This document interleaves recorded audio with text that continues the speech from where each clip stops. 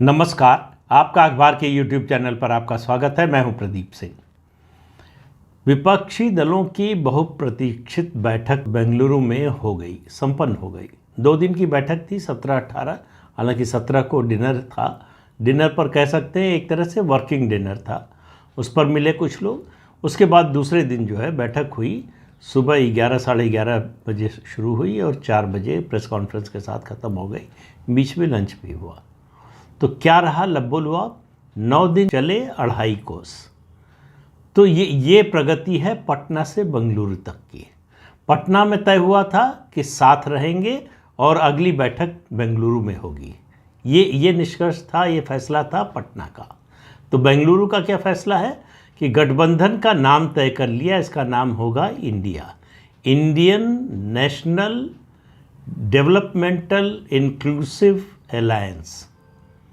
अब मुझे तो सुन के जो है इसका जो कांग्रेसी जब इसको विस्तार से बता रहे हैं तो सुन के ऐसी ध्वनि पीछे से बैकग्राउंड म्यूज़िक जैसे कई बार बजता है ना, उसमें सुनाई दे रहा है कि जैसे सबका साथ सबका विकास, उसी की बात हो रही है। लेकिन खैर, ये गठबंधन का नाम है। अब नाम तय हो गया और उसके अलावा क्या तय हुआ? दूसरी चीज़ तय हुई कि 11 सदस्यों की एक स्टीयरिंग कमेटी बनेगी, जो अलग अलग कमेटियां बनाएंगी, जो अलग अलग मुद्दों पर गठबंधन की क्या राय है उसको फॉर्मुलेट करेंगी, कॉमन मिनिमम प्रोग्राम बनाएंगी और इस तरह के फैसले लेंगी। कौन होगा कन्वीनर इस गठबंधन का, कौन होगा अध्यक्ष, ये तय नहीं हुआ। पटना में उम्मीद थी कि शायद नीतीश कुमार कन्वीनर घोषित कर दिए जाएंगे, नहीं हुआ। बेंगलुरु में 2 नामों पर विचार हुआ। सोनिया गांधी को अध्यक्ष बना दिया जाए, क्योंकि यूपीए सबसे बड़ा इस पूरे जो जमावड़ा है उसमें सबसे बड़ा गठबंधन है यूपीए। तो यूपीए की चेयरपर्सन है, तो इसलिए उनको इस गठबंधन का भी चेयरपर्सन बना दिया जाए। दूसरा नाम आया अरविंद केजरीवाल का। शायद ममता बनर्जी का भी कुछ लोगों ने नाम लेने की कोशिश की, लेकिन उन्होंने अपने को इससे अलग कर लिया कि वो अपने राज्य में खुश है, वहीं संतुष्ट है। तो अरविंद केजरीवाल और सोनिया गांधी का नाम आया, लेकिन किसी नाम पर सहमति नहीं हुई। कांग्रेस पार्टी चाहती है कि सबसे बड़ी पार्टी है, इसलिए अध्यक्ष उसका होना चाहिए, या अध्यक्ष बनाया ही न जाए, कन्वीनर हो और वो कांग्रेस पार्टी का हो। तो अरविंद केजरीवाल जो कांग्रेस के सबसे बड़े प्रतिद्वंदी हैं उस खेमे में, वो इस गठबंधन के कन्वीनर हो सकते हैं। कांग्रेस पार्टी को कन्वीनर या अध्यक्ष पद भी नहीं मिला, किसी को नहीं मिला। तो अगली बैठक मुंबई में होगी, ये चौथा फैसला हुआ। तो इस तरह से कुल मिलाकर फैसले इतने हुए। अभी सीटों के तालमेल की बात, मैनिफेस्टो की बात, मुद्दे क्या होंगे, एजेंडा क्या होगा, इन सब पर कोई फैसला नहीं हुआ। तो ये कुल मिलाकर फैसला है बेंगलुरु की बैठक का, जिसका इतना हल्ला था। यहाँ पर ये तय हो जाएगा, वो तय हो जाएगा। तय दरअसल कुछ भी नहीं हुआ। और खबर ये है कि इस बैठक के बाद जो प्रेस कॉन्फ्रेंस हुई, आपको याद होगा पिछली बैठक के बाद प्रेस कॉन्फ्रेंस से अरविंद केजरीवाल चले गए थे, वॉकआउट किया था उन्होंने, प्रेस कॉन्फ्रेंस में नहीं बैठे थे। इस बार समाजवादी पार्टी के 5 नेता वहाँ पहुँचे थे, लेकिन प्रेस कॉन्फ्रेंस में कोई भी नहीं था।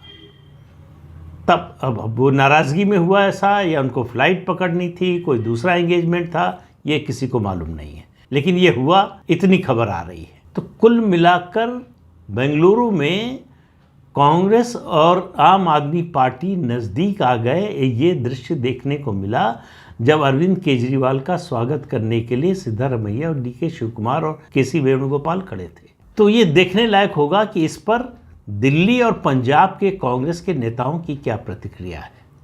उनके दिल पर सांप लौट रहा था कि नहीं, ये पता करने की ज़रूरत है। एक चीनी फिलोसफर हुए हैं, उनको चीन का चाणक्य माना जाता है, पहले भी उनका जिक्र कर चुका हूँ, शुनजू। उनकी एक किताब है जो दुनिया की हर मिलिट्री एकेडमी में पढ़ाई जाती है। बहुत छोटी सी किताब है, पतली सी किताब है।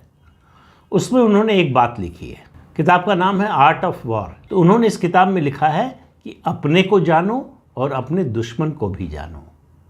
और फिर आगे लिखते हैं कि अगर आप अपने दुश्मन के बारे में अनभिज्ञ हैं और अपने बारे में जानते हैं, तो युद्ध में जीत की संभावना 50-50 है। और अगर आप अपने और दुश्मन दोनों के बारे में अनभिज्ञ हैं, तो हार तय है। कांग्रेस पार्टी और विपक्षी दलों की भी स्थिति यही है। न तो वो अपने बारे में जानते हैं, न अपने विरोधी के बारे में जानते हैं। देखिए, एनडीए का जो विस्तृत रूप दिख रहा है, कांग्रेस उसको बताने की कोशिश कर रही है कि पटना की हमारी बैठक से बीजेपी डर गई। अब सवाल यह है कि क्या पटना की बैठक के बाद एनडीए का विस्तार का फैसला हुआ? बिल्कुल गलत बात। इसीलिए कह रहा हूँ, कांग्रेस अपने दुश्मन के बारे में, राजनीतिक दुश्मन के बारे में कुछ नहीं जानती है कि उसकी ताकत क्या है। जब तक आप अपने दुश्मन की, अपने विरोधी की ताकत नहीं जानते, उसका मुकाबला कैसे करेंगे? एनडीए के विस्तार की, या उसको कहें पुनर्गठित करने का फैसला 28 मई 2023 को दिल्ली में हुआ, जब प्रधानमंत्री ने संसद के नए भवन का लोकार्पण करने के बाद भाजपा के मुख्यमंत्रियों और दूसरे पदाधिकारियों की बैठक में ये बात कहा कि एनडीए के 25 साल होने जा रहे हैं। ये देश का एकमात्र ऐसा राष्ट्रीय गठबंधन है जो 25 साल तक चला। ये हमारी उपलब्धि है। इस उपलब्धि को हमें लोगों के सामने पेश करना चाहिए, और इसके अलावा एनडीए को और उसको विस्तार देने की ज़रूरत है। ये इम्प्रेशन नहीं बनने देना चाहिए कि हम छोटे दलों के खिलाफ हैं। अब देखिए, इन छोटे दलों की भूमिका बहुत बड़ी होती है। देखने में छोटे होते हैं, लेकिन ये आपके साथ आकर बड़ी ताकत बन जाते हैं, यानी किसी बड़ी पार्टी के साथ आकर, क्योंकि इनका एक सामाजिक आधार होता है, क्षेत्र का या फिर जाति का। तो अपने समाज में ये प्रभावी होते हैं, अकेले कुछ नहीं कर पाते हैं। यही वजह है कि एनडीए के साथ जो 38 दल हैं, उनमें से 24 का कोई लोकसभा सदस्य नहीं है, और यूपीए के साथ, यानी कांग्रेस के साथ जो बेंगलुरु में जुटी थी 26 पार्टियां, उसमें से 16 पार्टियों का लोकसभा में कोई सदस्य नहीं, क्योंकि ये अपने आप में कोई ताकत नहीं है बड़ी, लेकिन बड़ी ताकत से मिलती है तो अपनी और उस ताकत और बढ़ा देते हैं। ये है इनका अंतर। तो एनडीए ने 38 ऐसी पार्टियों को जोड़ा अपने साथ। और दूसरा फर्क क्या है कि एनडीए ने ये गठबंधन या अपने गठबंधन का विस्तार करने का फैसला उस समय किया जब वो अब शक्तिशाली है, यानी उसकी जो धुरी है भारतीय जनता पार्टी, जिसकी लोकसभा में 303 सदस्य हैं। वहीं दूसरी तरफ कांग्रेस पार्टी ने अपने गठबंधन का विस्तार करने का फैसला उस समय किया जब वो कमज़ोर है, उसके लोकसभा में सिर्फ 53 सदस्य हैं। तो ये बुनियादी फ़र्क है दोनों गठबंधनों में। दूसरा, एनडीए का जो गठबंधन है वो परस्पर पूरक गठबंधन है। यूपीए का जो गठबंधन है, यानी कांग्रेस के साथ जो पार्टियां हैं, उनको अभी परस्पर पूरक बनाने का प्रयास हो रहा है, बने नहीं हैं। अभी सीटों के बारे में जब तक फैसला नहीं होता, जब तक ये नहीं होता कि जिस राज्य में जो क्षेत्रीय दल प्रभावी है उसके साथ कांग्रेस का रिश्ता क्या होगा, ये सीटों के बंटवारे से ही तय होगा। सीटों के बंटवारे पर अभी कोई बात हो नहीं रही है, और लगता नहीं है कि जल्दी कुछ होने भी वाला है। तो मैंने कहा था, अब भी कह रहा हूँ कि इस गठबंधन का असली स्वरूप पता चलेगा 5 राज्यों के विधानसभा चुनाव के बाद। अब आप देखिए, कांग्रेस और आम आदमी पार्टी नज़दीक आते हुए दिख रहे हैं। अब इसका लिटमस टेस्ट तो तुरंत हो जाएगा, यानी 5 राज्यों के जो विधानसभा चुनाव हो रहे हैं उसमें राजस्थान, छत्तीसगढ़ और मध्य प्रदेश, इसमें क्या आम आदमी पार्टी चुनाव लड़ने जाएगी? अगर जाती है तो आप समझिए कि इस गठबंधन का, इस नज़दीकी का कोई मतलब नहीं है। अगर आम आदमी पार्टी ये फैसला करती है कि वो राजस्थान, छत्तीसगढ़ और मध्य प्रदेश में चुनाव नहीं लड़ेगी, अपने उम्मीदवार नहीं उतारेगी, तो उसकी अपेक्षा क्या होगी कि कांग्रेस पार्टी दिल्ली और पंजाब में लोकसभा चुनाव में अपने प्रत्याशी नहीं उतारेगी। दिल्ली में शायद कांग्रेस पार्टी इस स्थिति को एक बार स्वीकार कर भी ले, जो कि मुश्किल है, क्योंकि पिछले 2 लोकसभा चुनावों में जब से हार रही है कांग्रेस, दिल्ली में वो नंबर 2 की पार्टी रही है लोकसभा चुनाव में, विधानसभा में नहीं। और पंजाब में उसके पास अभी 7 सीटें हैं लोकसभा की, तो कैसे छोड़ देगी कि एक भी सीट न लड़े? तो ये ऐसे मुद्दे हैं जिनका हल इतनी आसानी से होने वाला नहीं है। तो विपक्षी एकता का स्वांग ज़्यादा हो रहा है। केवल ये दिखाने की कोशिश हो रही है कि देखिए, मोदी के खिलाफ हम सब लोग एक होने की कोशिश कर रहे हैं, और एक हो जाएंगे तो बहुत बड़ी ताकत बन जाएंगे, बड़ी ताकत बन जाएंगे तो मोदी के लिए चुनौती बन जाएंगे। ये सब लोग मानते हैं। जो बेंगलुरु में 26 पार्टियां, जो स्पेशल 26 इकट्ठा हुई, ये सब मानते हैं कि 2024 में मोदी ही जीतेंगे। उनकी कोशिश ये है कि मोदी और भारतीय जनता पार्टी को 272 सीटों से नीचे लाया जाए, कि पूर्ण बहुमत अकेले बीजेपी को न मिलने पाए।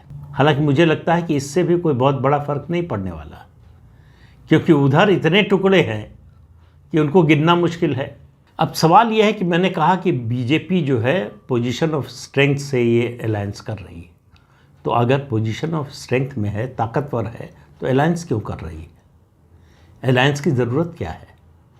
उसकी वजह है ये जो नई बीजेपी है उसकी सोच, वो मैक्सिमलिस्ट पोजीशन चाहती है, सब कुछ चाहिए, कोई कोर कसर उठाकर नहीं रखना चाहती है। जितना हासिल कर सको, जितना मिल सके सब ले लो।